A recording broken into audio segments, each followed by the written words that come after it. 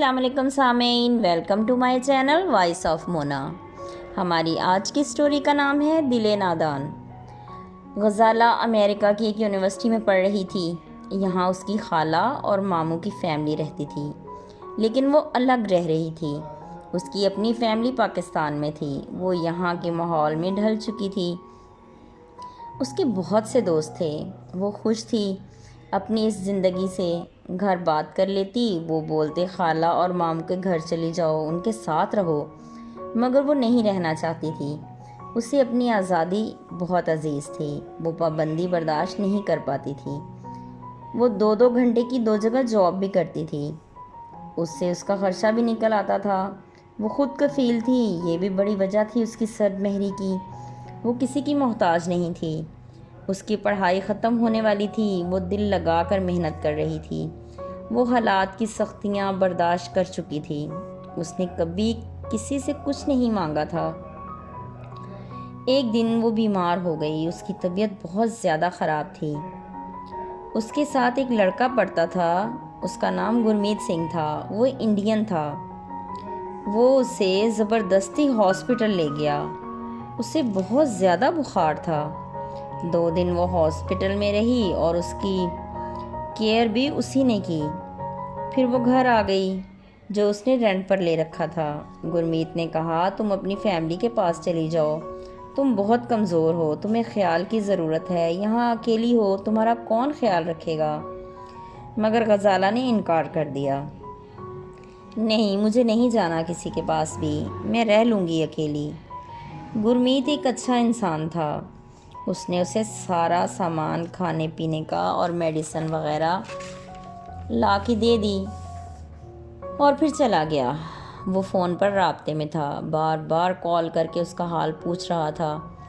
پھر اس کی طبیعت ٹھیک ہونے لگی۔ 1 ہفتے کے بعد وہ دوبارہ یونیورسٹی آنے لگی۔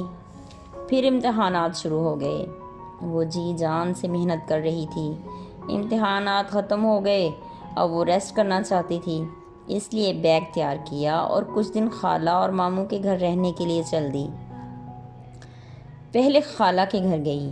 وہ بہت خوش ہوئیں۔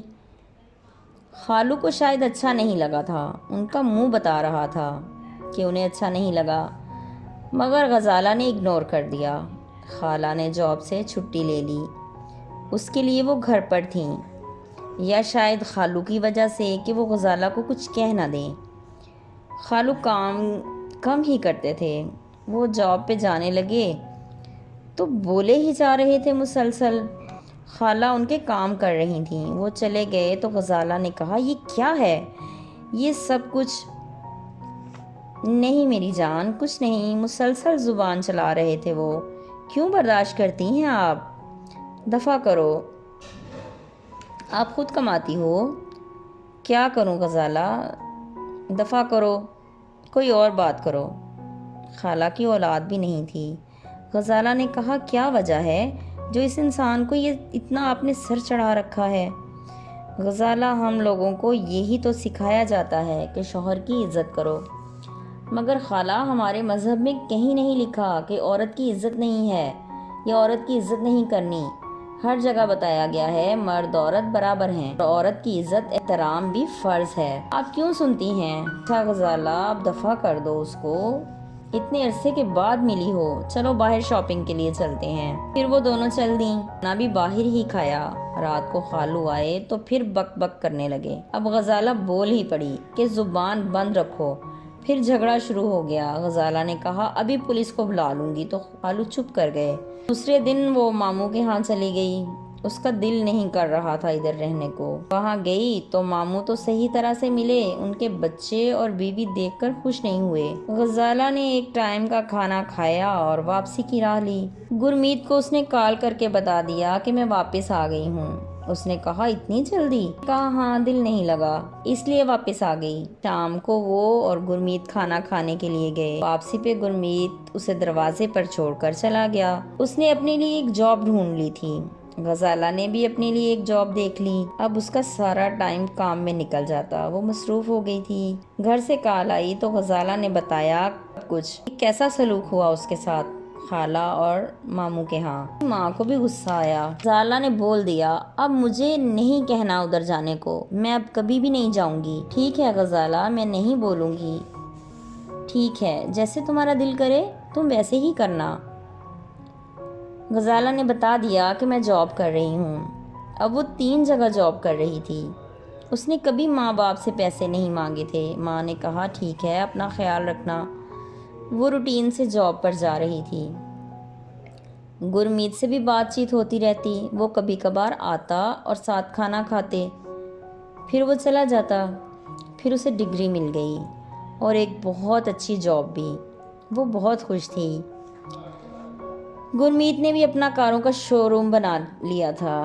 غزالہ کو جاب کرتے ہوئے کافی مہینے ہو گئے تھے۔ اب وہ ایک اچھے گھر میں رہ رہی تھی، گاڑی بھی تھی اس کے پاس، ہر چیز تھی۔ وہ ایک مرتبہ بھی کسی سے ملنے نہیں گئی۔ اس کی خالہ کی کال آئی، وہ آ رہی تھی اس کے پاس۔ انہیں ہارٹ پرابلم تھی، ان کی سرجری ہونی تھی، اس لیے وہ ادھر آ گئی تھیں۔ خالو پاکستان جانا چاہ رہے تھے۔ غزالہ نے بہت خیال کیا۔ سرجری والے دن غزالہ اور خالو دونوں تھے ان کے پاس۔ وہ خالہ کو دیکھ کر رنجیدہ ہو رہی تھی۔ کیا حال کر دیا اس انسان نے آپ کا، دل دکھا دکھا کر آپ کا دل ہی بند ہونے پہ آ گیا۔ اب وہ چپ تھیں، کچھ نہیں بولی۔ غزالہ نے کہا ٹھیک ہے، آج کے بعد میں کچھ نہیں بولوں گی۔ اتنے میں گرمیت کی کال آ گئی۔ اس نے کہا آج مجھے تم سے ضروری بات کرنی ہے۔ غزالہ نے کہا ٹھیک ہے، ملتے ہیں رات کو۔ رات کو گرمیت نے غزالہ سے کہا غزالہ مجھے تمہارے ساتھ زندگی گزارنی ہے۔ غزالہ نے کہا نہیں، ہم دوست ہی صحیح ہیں، مجھے شادی نہیں کرنی، کیونکہ مجھے پابندی اور باتیں، یہ جھگڑے، یہ سب کچھ میں برداشت نہیں کر سکتی۔ میں کبھی بھی شادی نہیں کروں گی۔ نہیں غزالہ، ایسا نہیں سوچتے، میں ایسا کچھ نہیں کروں گا، جیسے تم کہو گی ویسے ہی کروں گا۔ پہلے سب ایسے ہی بولتے ہیں، بعد میں سب چینجز آتے ہیں۔ نہیں، میں ایسا انسان نہیں ہوں۔ جو گارنٹی چاہیے لے لو، ٹھیک ہے، سوچنے کا موقع تو دو۔ وہ رات وہ سوچتی رہی۔ وہ گرمیت کو پسند کرتی تھی، لیکن اسے محبت نہیں تھی اس سے۔ اس نے ساری رات سوچا، لیکن صبح وہ فیصلہ کر چکی تھی۔ اس نے گرمیت کے ساتھ کورٹ میرج کر لی اور سب کو بتا بھی دیا۔ سارا خاندان اس سے الگ ہو چکا تھا، سب باتیں کر رہے تھے، لیکن وہ پرسکون تھی۔ گرمیت نے کافی ساری ایشورٹیز دی تھیں، بہت کچھ غزالہ کے نام بھی کر دیا تھا، لیکن وہ اکیلی ہو گئی تھی۔ گرمیت کو احساس تھا اس بات کا کہ اس کی پوری فیملی اس کی وجہ سے اس سے دور ہو گئی ہے، لیکن اس نے غزالہ کے ساتھ وعدہ کیا تھا کہ زندگی کے کسی موڑ پر بھی تمہیں تنہا نہیں ہونے دوں گا۔